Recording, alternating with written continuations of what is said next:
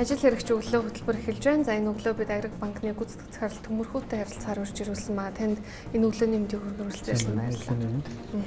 Тэгэхээр банкны салбарыг харах юм бол Монгол улсад 1990 оноос хойш хоёр шаталтай банкны тогтолцоо бол бий болсон. Тэгээд өнөөдөр бол зах зээл дээр 10 гаруй арилжааны банк үйл ажиллагаа явуулж байна. Ерөн зүгээр яагаад заавал энэ банкны салбарт орж ажиллах болсон юм бол хамгийн анх бол Америкийн хэсэг улсад бас ажлын гараагаа ихсэн юм туршлагууд байдаг юм байна. Банкны салбар яагаад илүү одоо таны сонирхлыг татсан юм бол? Яг нөгөө хүүхд болгоно нэг том болоод тийм болно гэсэн мөрөөдөлтэй байдаг. Тэгэхэд бол минийх угаасаа банкнд ажилд орно гэж мөрөөдөл байгаагүй л дээ. Одоо бол миний хүүхдүүд бол зарим нь нөгөө миний хийдэг ажил харж байгаа нүсээ тийм байж магадгүй.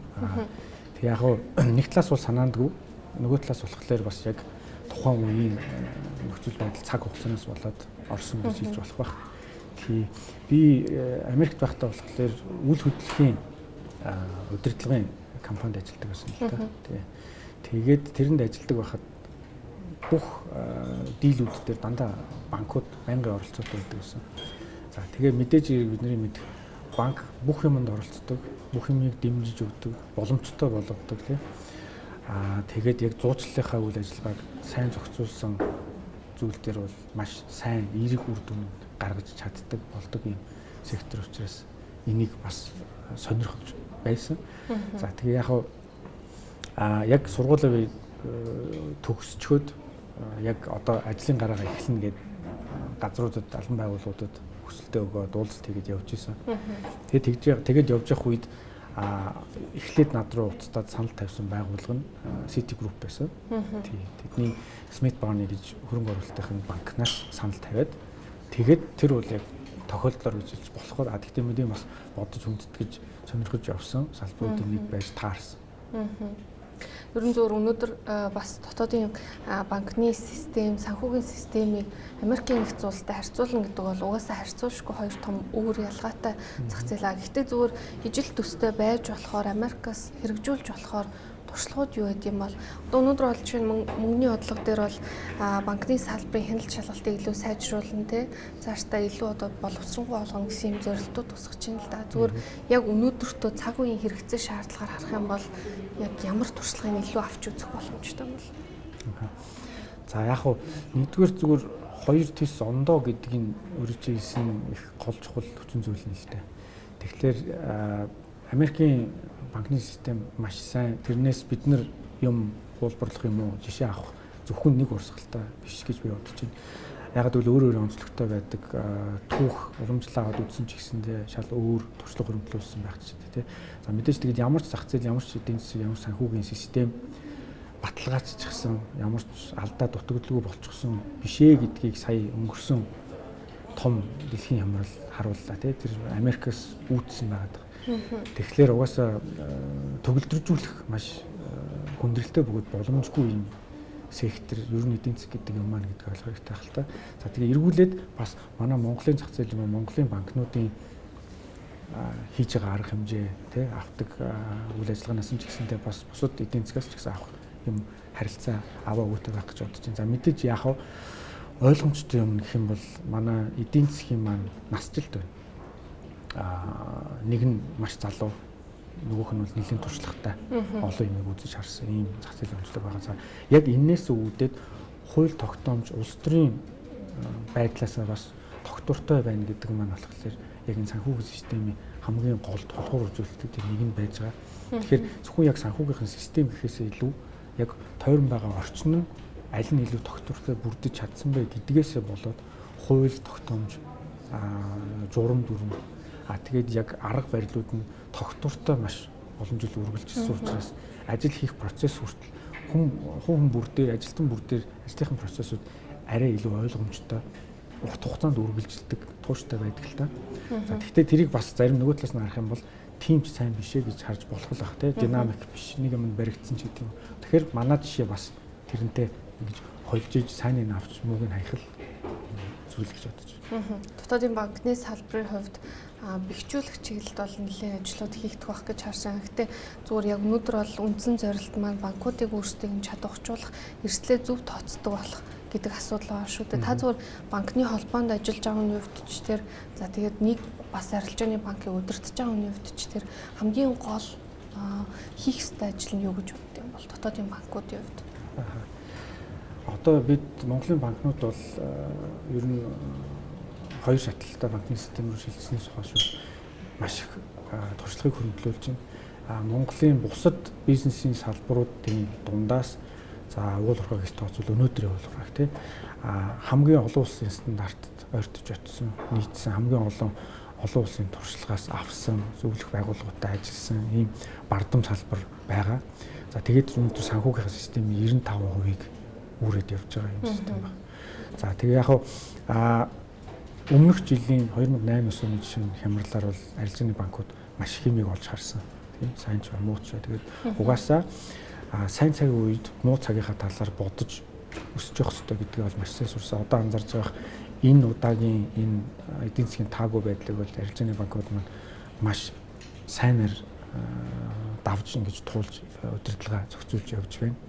За яг хөө системийн хувьд бол бид холбоон дээрж ирдэг миний хувийн ч бас ажиглалттай том 3 тулгын 3 чулуу гэж хэлж болох юмны байхгүй байсан. Одоо ихэнх нь ингээ хийдэж байна. Хадгаламжийн даатгалын тогтолцоо гэж байгаагүй тий. Саяхан бид иймтэй боллоо. За энэ манлах дээр нэг үжээ сая гарсан нэг тохиолдол төр бол ач холбогдлоо харуулчихсан, баталгаажуулчихсан байгаа тий. За дараа нь болохоор одоо бидний хийгээд эхлүүлж байгаа арилжааны банкуудын зүгээс буюу банкны холбооны зүгээс нэлээд удаан хугацаанд бас хөөцөлдөж энийг санаачлагаараа ингэж авч явж байгаа. Одоо яг нохонд ойртож байгаа нэг ажил бол зээлийн мэдээллийн сан байгаа. Тий.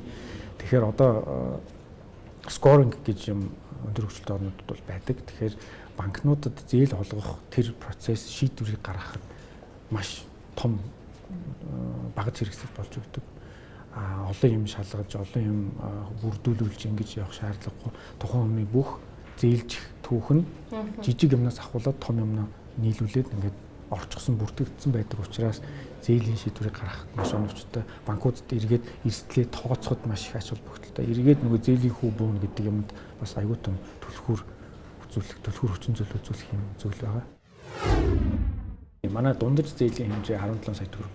Тэгэхээр тэр нэг ойлголт байгаа тийм $8,000 орчим. Тэгэхээр бид нар бичил бизнесүүд буюу хуваарь бизнес эрхлэгч хүмүүстэй ажилладаг.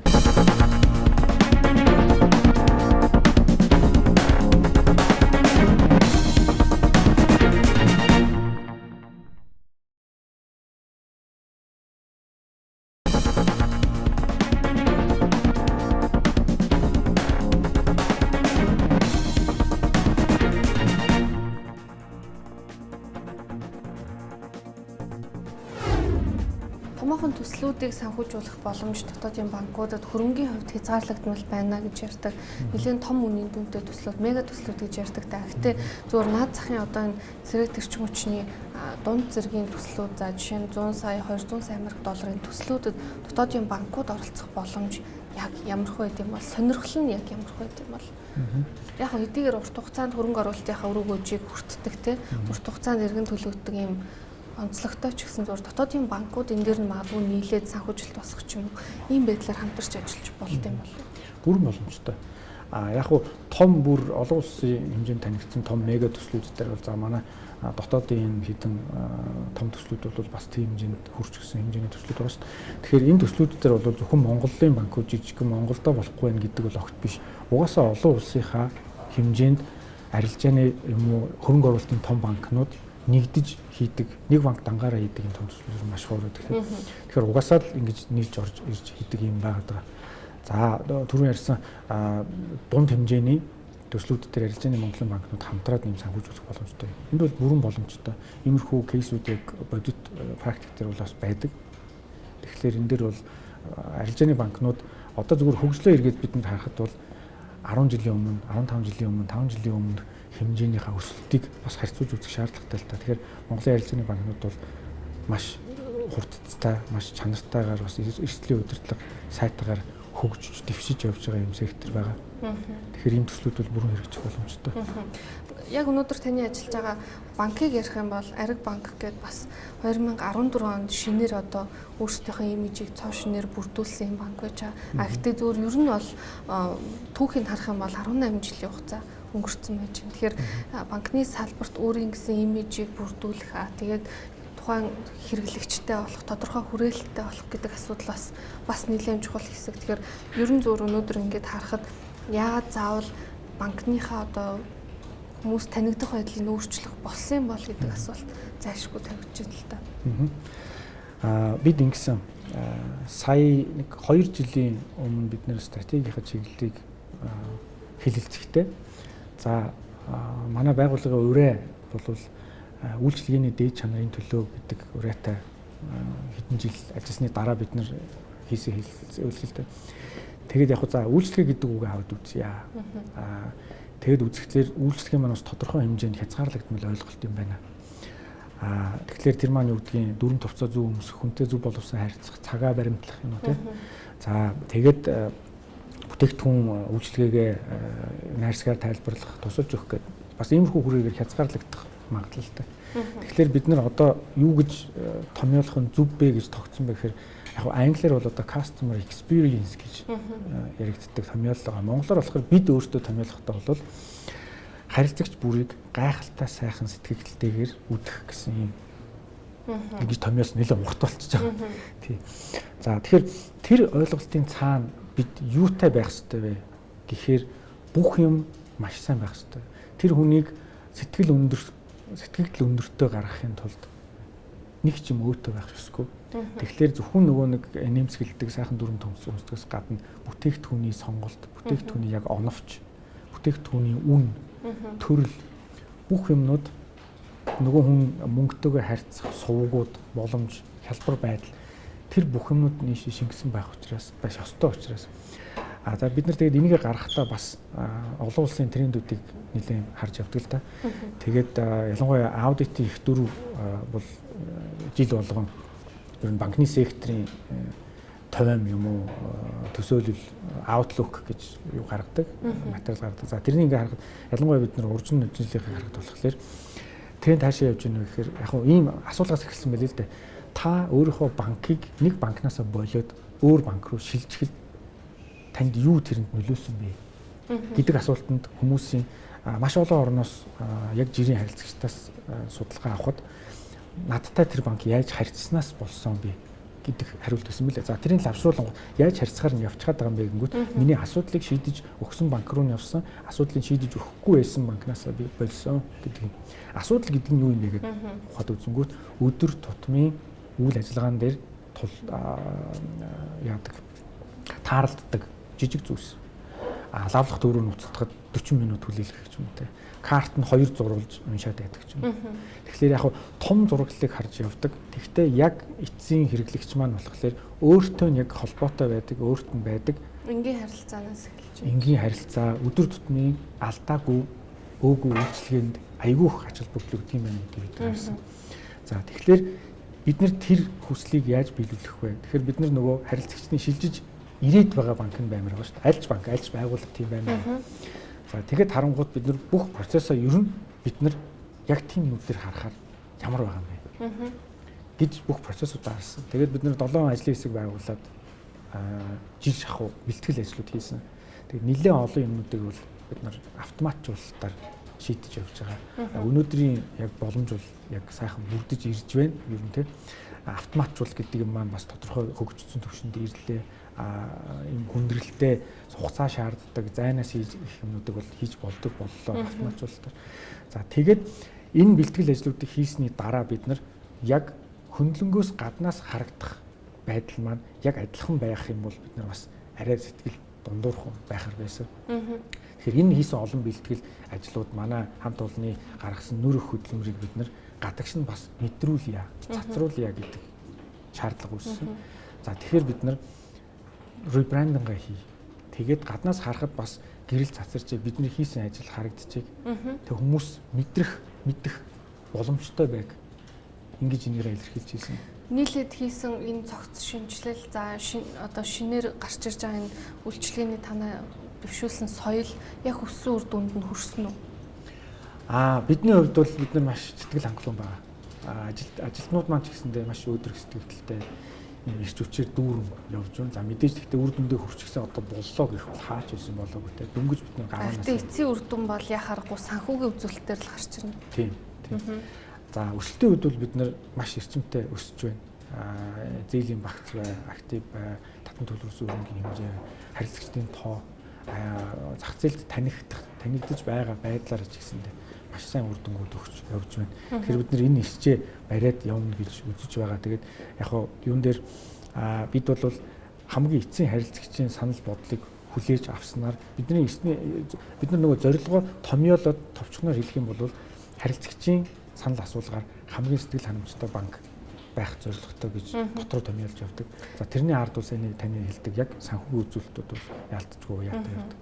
Гэхдээ зүгээр яг харилцагчийн сэтгэл ханамжаар тодорхойлогдож байгаа ч гэсэн банк өөрөө зорилттой зах зээлээ яг хэнийг сонгосон бэ гэдг нь бас энэтэй шууд холбоотой байх гэж бодож байна. Жишээ нь зарим банкуд төлхөө байгууллагын үйл ажиллагаан дээр төвлөрдөгтэй, зарим банкуд илүү том төслүүдийг санхүүжүүлдэг ч юм уу, эсвэл жижиг одоо иргэд чиглэсэн үйлчлэгээ үзүүлдэг. Банкны хувьд, танай банкны хувьд зүгээр зорилттой зах зээл нь өөрөө яг аль хэрэглэгч байна? Бидний хувьд маш энгийн манай дундаж зээлийн хэмжээ 17 сая төгрөг. Тэгэхээр тэр нэг ойлголт байгаа тийм $8,000 орчим. Тэгэхээр бид нар бичил бизнесүүд буюу хуваарь бизнес эрхлэгч хүмүүстэй ажилладаг. Тэгж ажиллахтаа ч маш сэтгэл ханамжтай ажилладаг. Тэгэд иргэд. Тэгэхээр бид ийм давхаргын ийм төвчний гараанаас бизнес эхэлж байгаа их ирч хүчтэй, урам зоригтойгоо улсуудтай ажиллаж байгаа. За тэгээд энэ харилцагчдыгаа хараад өсөлтийн дагаад дэмжиж ингээд ажиллаад явж байгаа. Тэгэхээр манай харилцагчдын маань бааз болох дээр иргэд бөгөөд бичил бизнес эрхлэгч байна. Өнөөдөр бидний урилгыг хүлээн авч студид хүрэлцэн ирж ярилцсан танд баярлалаа. Таны ажилд амжилт хүсье. Баярлалаа.